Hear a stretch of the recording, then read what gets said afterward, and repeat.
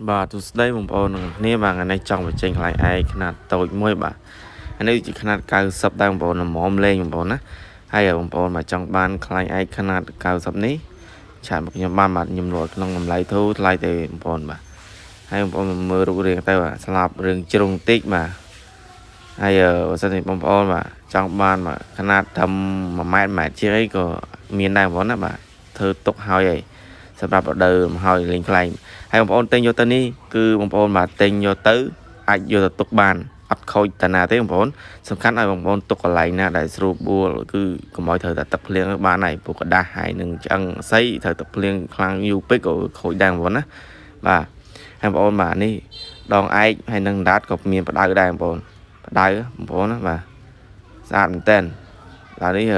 ទុយលោឲ្យចាស់ទៀតបងប្អូនឮសំឡេងអែមដែរហ្នឹងបងប្អូនបាទបងប្អូនចង់បានបងប្អូនឆាតមកបងប្អូនបាទបងប្អូនអាចតាក់ទងតាមលេខ Telegram ក៏បានឬក៏ Facebook Page ក៏បានដែរបងប្អូនបាទហើយសម្រាប់បងប្អូនដូចខ្ញុំការបញ្ជាក់វីដេអូអញ្ចឹងហើយបងប្អូនចង់លេបានយូរបងប្អូនទុកថែរក្សាវាគឺកុំឲ្យធ្វើម៉េចកុំឲ្យតែទឹកភ្លៀងទៅបានដែរបងប្អូនបាទឆាតមកបងប្អូនអរគុណច្រើន